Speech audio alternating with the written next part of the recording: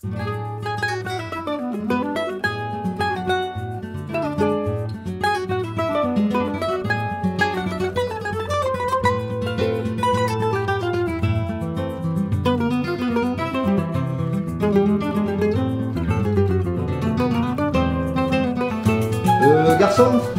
est-ce qu'on pourrait avoir 2 cafés s'il vous plaît? Tout de suite.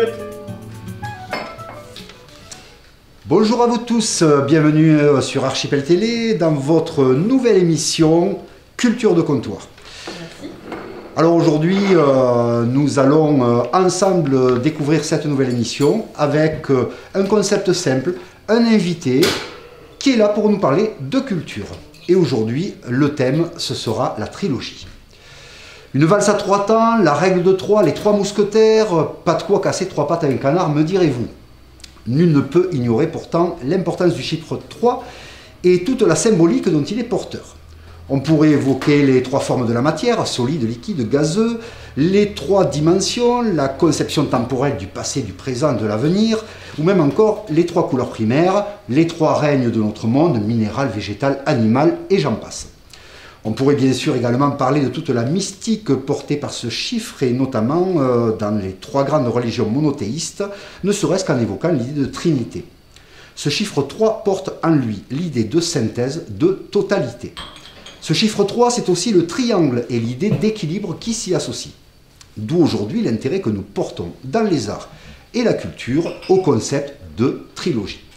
La trilogie, née dans le théâtre de la Grèce antique et définit un ensemble de 3 tragédies. En peinture, nombreux sont les artistes qui ont œuvré en ce sens.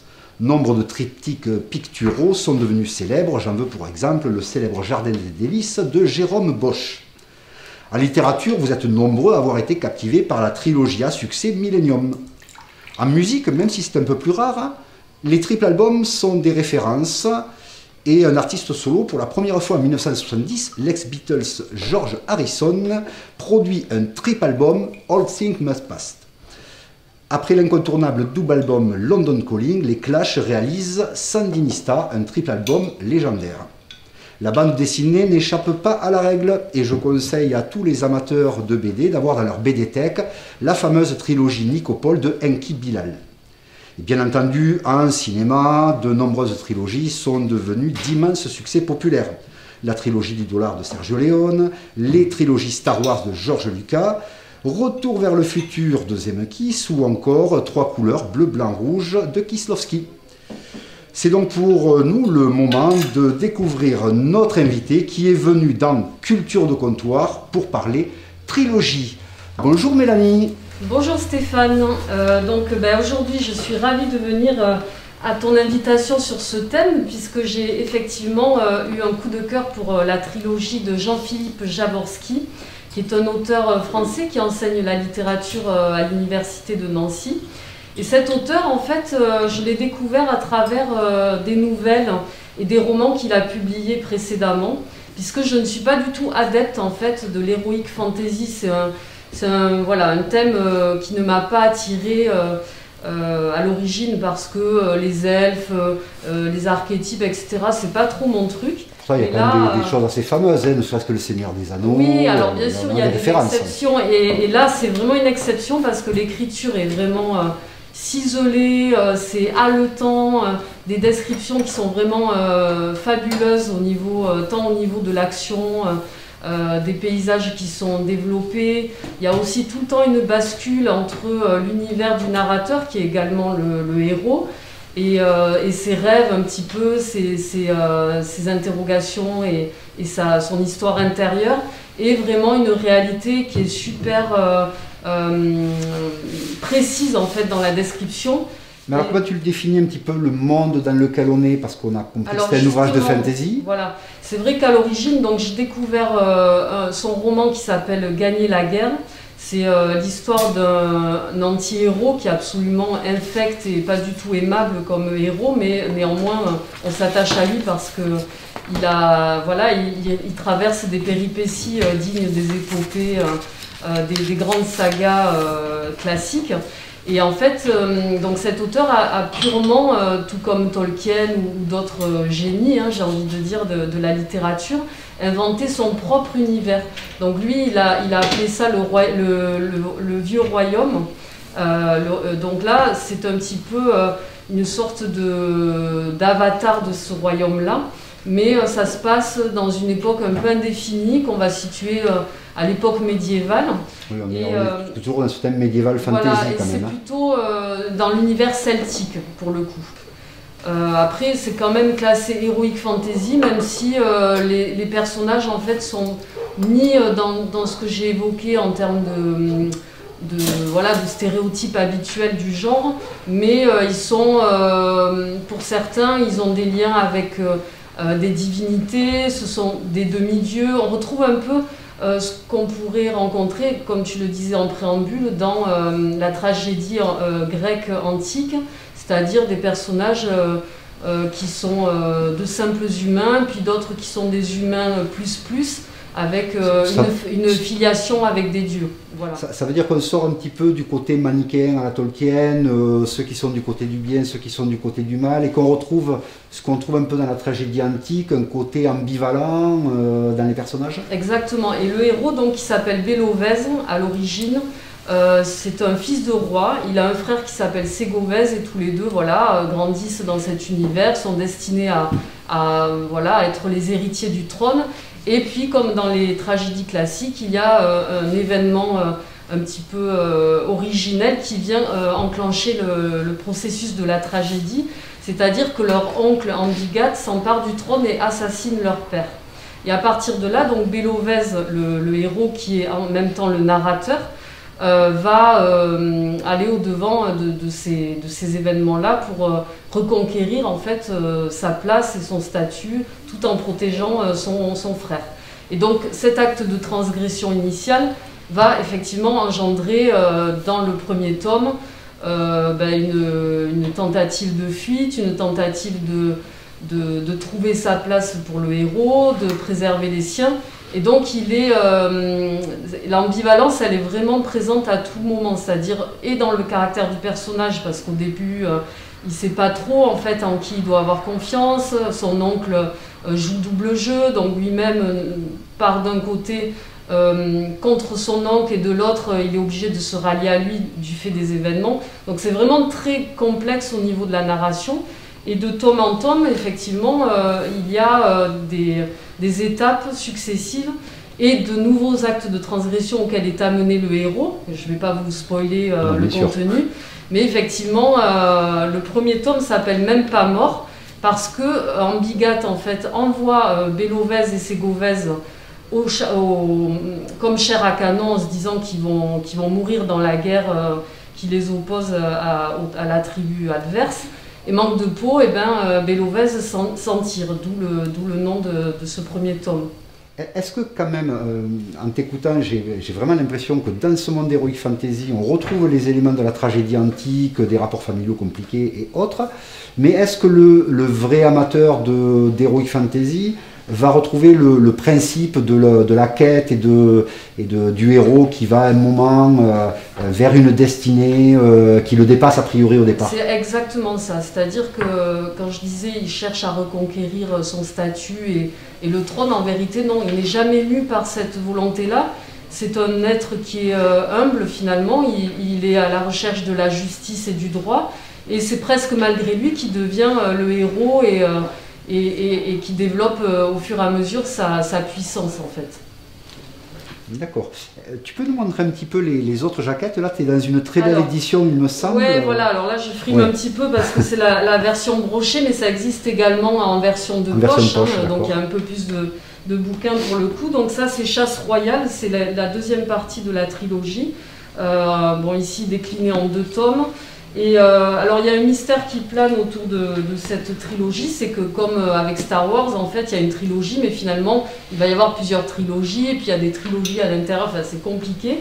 Mais le fait est que cette édition-là, cette trilogie, en fait, est sortie en 2013, mais depuis, on attend toujours les petits qui sont à paraître, donc c'est pas terminé, en fait. Hein.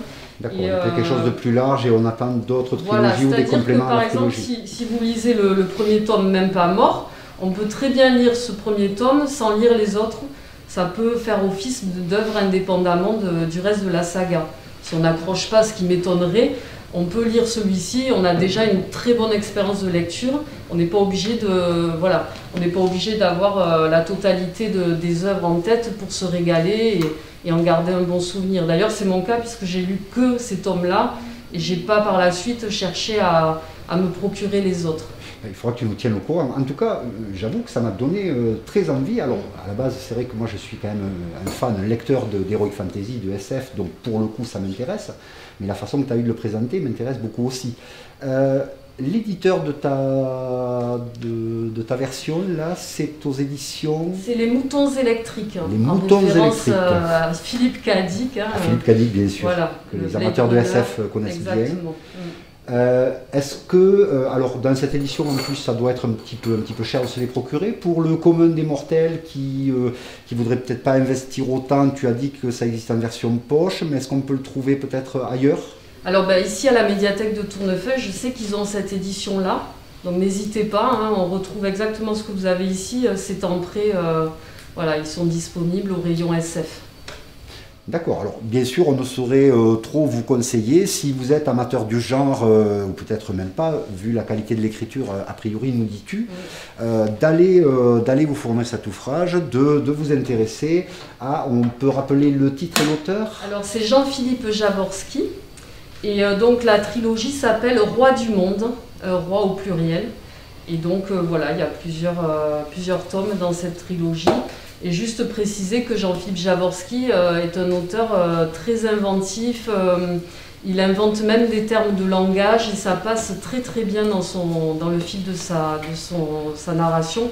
Et tout ce qu'il a écrit par ailleurs, c'est vraiment, voilà, c'est truculent, c'est épique, c'est habité de plein de mythologies, c'est vraiment, enfin moi j'ai vraiment eu le coup de cœur pour cet écrivain.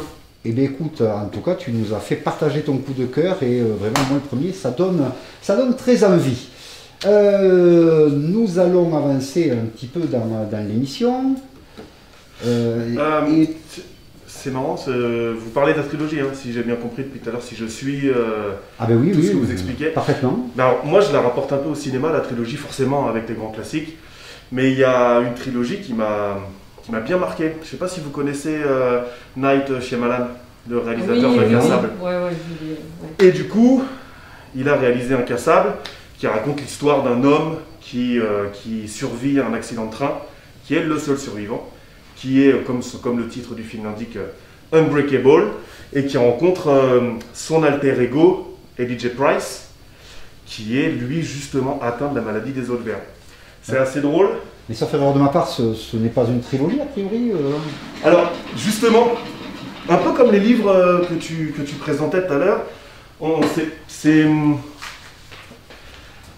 peut les regarder indépendamment, ces films, et du coup il a réalisé ce film-là en 2000, Unbreakable, avec Bruce Willis et Samuel L. Jackson.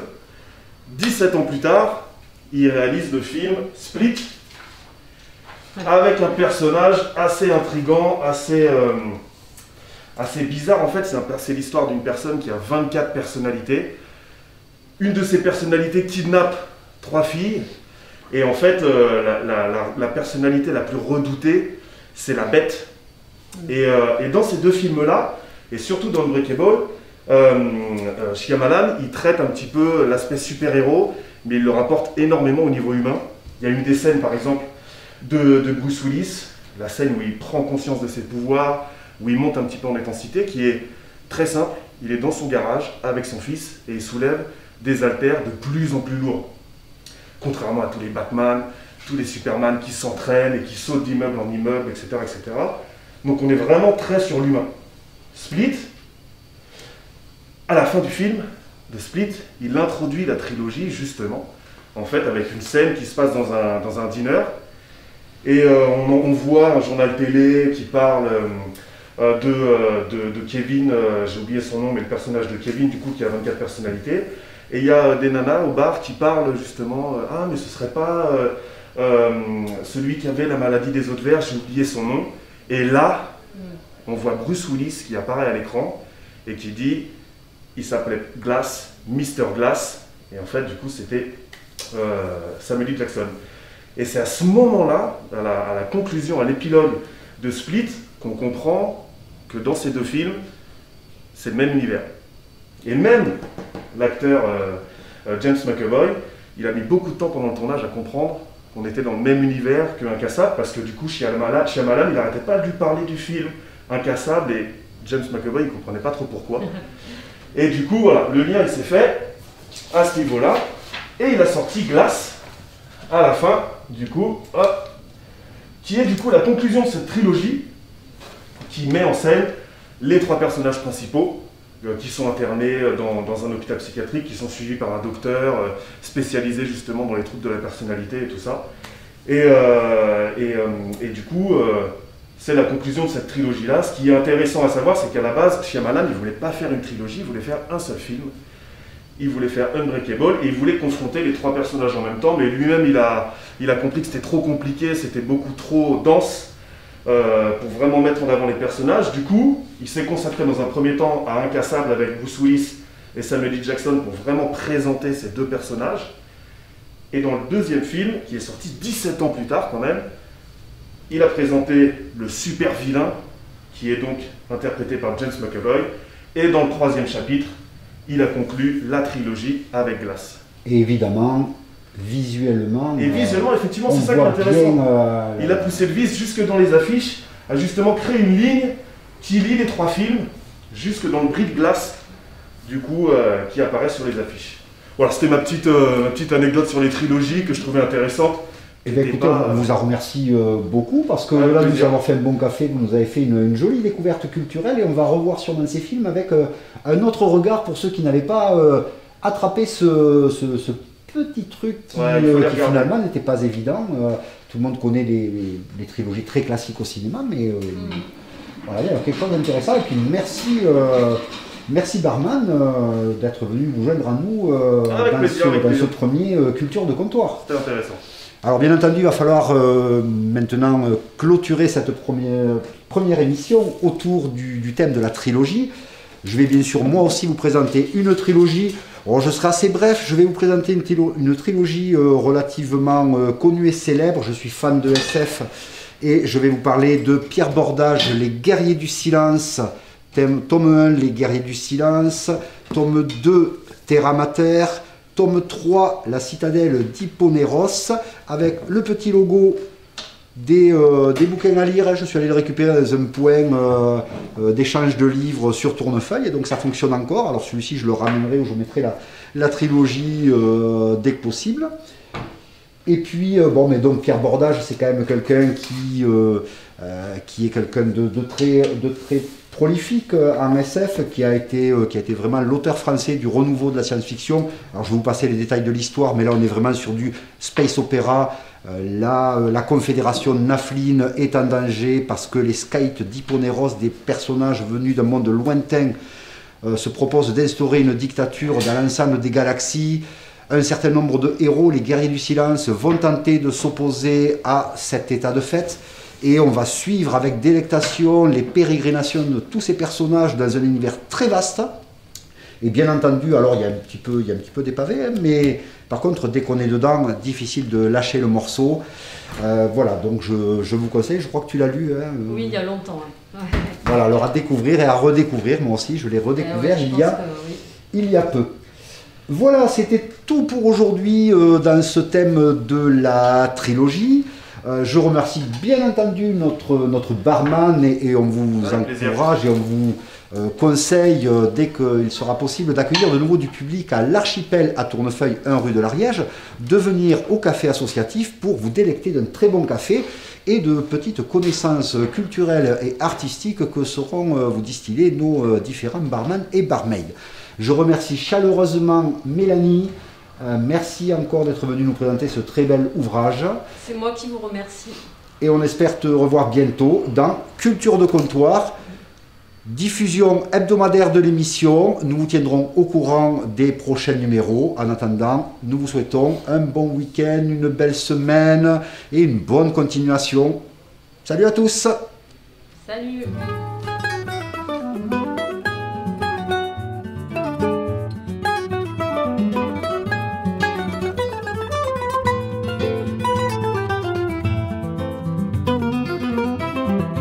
Thank you.